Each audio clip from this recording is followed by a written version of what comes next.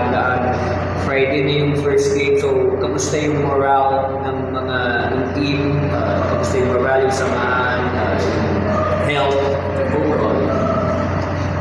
Sa ngayon, right now, yung team nasa finishing touches na. So, kakagaling lang ng team sa Europe Camp from Spain. So, ang laking improvement. Medyo from there, kailangan naming mag-recharge ulit.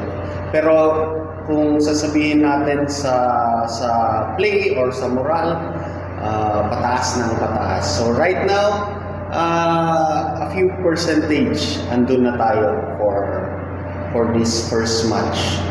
Yung health, kalusugan. Health, we are guided by our team doctors, may sports and conditioning also, so well monitored siya.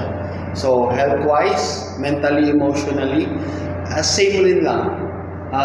Yung final 14 natin, actually meron din tayong reserve.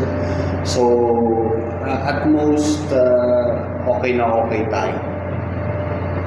Coach, gaano kahirap na malaman kung sino yung 14? Siyempre, dami pang pipilian din. Gaano kahirap?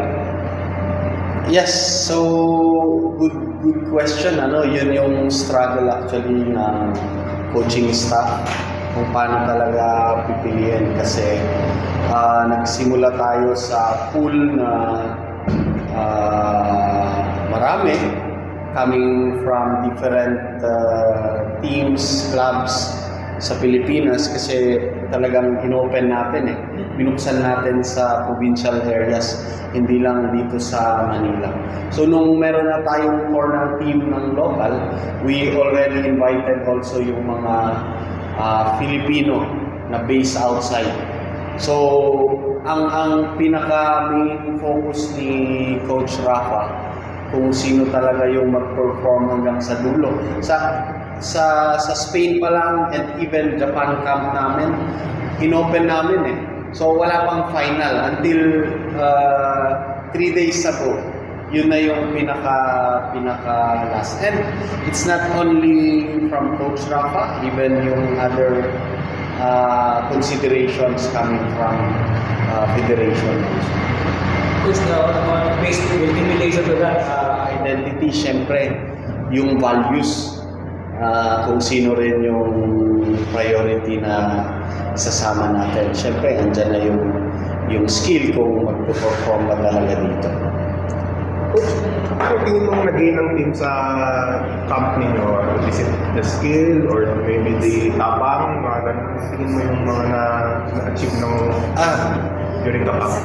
Pagdating sa local players, syempre gusto natin i-check yung ability nilang mag-adapt dito sa international level. So for new players coming in naman, syempre yung paano sila maka-gel doon sa team na binuo natin from the start. At na-achieve naman ang team during that time? Yes. So we're very fortunate and lucky na yung support ng federation. Dinala kami sa